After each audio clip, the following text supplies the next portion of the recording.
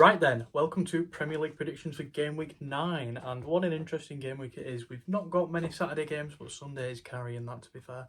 And we've got some Friday night football with Leeds United.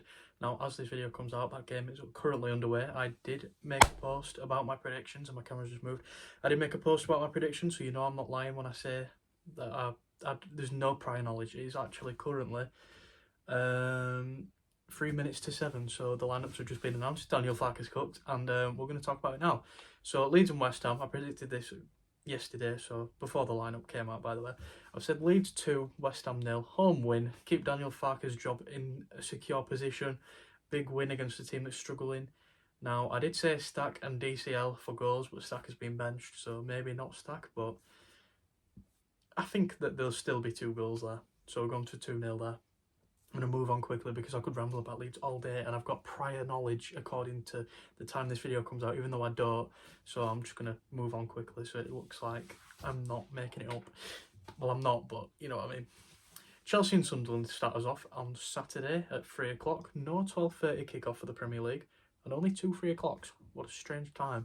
But Chelsea and Sunderland, I've gone for the Chelsea win at Stamford Bridge. Sunderland have been playing well, but not well enough to beat Chelsea. They're a well-oiled team at this point. I've gone 2-0, as I said, with Pedro Neto and Esteval to score. I predicted Pedro Neto to score last week. People probably thought I were a bit mad, but he did score, so I'm backing him again. He's a really good player, and the more he gets comfortable in this Chelsea side, the more I think we're going to see him, how he can actually play. He's a really good player. As for the other 3 o'clock kickoff, it's Newcastle and Fulham. 2 average 3 o'clock kickoffs, really. I'm not too happy with that. I mean, it's good. I am happy, actually, because they're games that I'm not too interested in, to be honest. So, but only 2, and makes it difficult for both teams to score and all that fun stuff that I like to do. But I've gone for a Newcastle win here, another 2-0 wins. We've got 3 2-0 wins at home in a row here. I've gone for Voltemade to bag both of these. I think he's a really good player, getting really comfortable at Newcastle, and he's starting to prove what he can do. He's adapted very well to the Premier League, and I think there's a lot more to come for him this season. I think they've replaced Isaac well, to be honest. Moving on to 5:30. I'm trying to speedrun this so that it's a quicker editing process so I can get it out quicker, I'll be honest. We're trying to go for 8 minutes here. But Man United and Brighton. A knackered tripod gave in there. Manchester United and Brighton is the next fixture, as I was saying. I've gone for a 2-1 Manchester United win. I think that they can go 3 in a row. United Strand is getting excited, he really is. Brighton haven't had the best of times at the minute, and I do think that it is a beatable side for Manchester United. They're starting to get somewhere, I will admit. They're doing better than I thought they would be. I've gone for Cunha and Sesko to score, and Danny Welbeck to score for Brighton. 2-1 result. Seems fair enough. I could see a draw, though, to be honest, which would upset the United Strand, but I'm going for a Man United win, 3 in a row. Maybe, just maybe, United Strand could get his hair cut in 2 weeks. We'll see. Moving on to 8 o'clock, we've got Brentford and Liverpool. Now, this is a very one-sided game, in my opinion. I've gone for a 2-0 Liverpool away win with Gakpo and Isak to score. I think Isak is very much due a goal. And the way that they played midweek, if they do 4-4-2 again and drop Salah, this could easily be even more 3-4-0. But I'm playing it safe. I'm going 2-0 because I don't know what to predict with Arne Slot here. I'm hoping that he adapts from what he's seen, because I do think that is the way to go. You got 2 brilliant strikers at your club, and Salah is kind of getting in the way of what could be a great team, in my opinion. He's dropped the ball a bit this season, but hopefully he's able to find out how to get back to his form, if that makes sense. But yeah, I've gone Gakpo and Isak. I think Gakpo's playing really well this season. Hit the post 3 times against United, which was unlucky, but surely he gets another goal. He got one against them in the end, but hitting the post that many times, it's quite unlucky. Could have done a lot more damage. But I'm going to move on now to the Sunday fixtures. We've got a lot of 2 o'clocks here. We've got 4 2 o'clock kickoffs. Starting off with Bournemouth and Nottingham Forest. I've gone for a 3-1 Bournemouth win at home. Sean Dyche, yes, he did get a win first game with Nottingham Forest, but this is Bournemouth under Iriola. I think that they are very much capable of showing why they are doing as well as they are, especially against a team like Nottingham Forest that are adapting to a new manager again for the 2nd time this season in Game Week 9. In Game Week 9, they've had 3 managers this season. That is crazy. moving like Leeds in 2022. But I think Bournemouth are very capable here. I don't think Nottingham Forest have much of a chance unless they were playing the likes of Burnley or Wolves or Brentford, really. I think they're the only teams, or even Leeds, to be fair. Oh, but yeah, I expect a Bournemouth win here. I've gone for 3-1, Krupi and Semenyo twice, and then I've gone for Chris Wood to score for Nottingham Forest, even though I don't think he's going to be playing.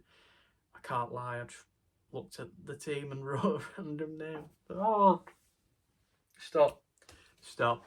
That one's definitely wrong. But moving on to Arsenal and Crystal Palace, this is definitely a game that needs to be seen, in my opinion. You got high-flying Crystal Palace and high-flying Arsenal. I've gone for the Arsenal win, though. I think that the way Arsenal are playing right now is a bit above Crystal Palace, and I think they'll struggle. They could manage to get a draw away at the Emirates, but I don't think they will. I've gone for Saka and Eze to score. I think I did the exact same goal score as last week, so not being too creative, but I've gone for Mateta to score for Palace. He's playing really well.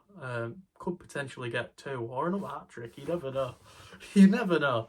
Mateta is a good player. I do rate him highly. But I think when it's Arsenal, you've got Gabriel Saliba to contend with and David Raya in the goal. You will struggle a bit more than Bournemouth. But as I said, Bournemouth are a good team as well, so maybe it is another draw, but I have gone for the Arsenal win.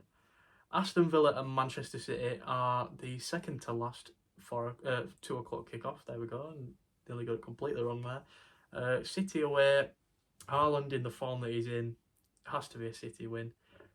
Villa not doing too bad, but I still think they'll struggle a little bit against Manchester City. I've gone for 2-1 to Manchester City, with Morgan Rogers scoring for Villa and Haaland bagging both for Manchester City. Another brace for him. When will he stop scoring? I don't know. This definitely won't be the game week, though, I don't think. No, I've said that. Gonna blank. Why have I done that? Sorry, Haaland captain us in FPL.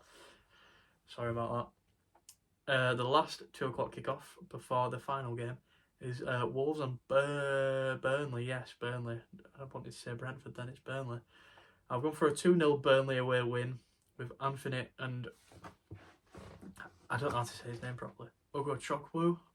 We're going to go with that. Anyway, he's going to score a goal. Wolves maybe set off the panic flare. I don't know. I think it might be time, you know. If they don't win this one, it's over. It is really over. Which is a shame because they've been up for quite some time, but every single year they've gone, and I think this is the year that they drop, especially with the way Sunderland are playing. Sunderland won't go down. It has to be Wolves. And last but not least, Everton and Tottenham at the Hill Dickinson. We will be there. We will be there. Why do I say that every time? Why not? I went for an Everton win, you know. Tottenham didn't do too well midweek. They managed a 0-0 draw. Was the worst? I want to say worse. They were the less good team. I don't know how to speak English anymore. They weren't as good. They could have easily lost that one. They did well to keep it at 0-0, to be honest. But I've gone for 2-1 here. Grealish back in the squad. I think he delivers. I've gone for Beto as well. As for Spurs, I've gone for Mohamed Kudus. Well-rounded player. Did well. Does well every game week, really. Even if he don't score, he still plays well. And that is the end of the week. So I'm going to go so I can quickly edit this and get it out on Friday night. Hopefully around half-time of the Leeds match, we'll see. But thanks for watching. Like, comment and subscribe. Let me know what you think's going to happen this week apart from Leeds, because that's cheating. And I'll see you all in the next one. Bye for now.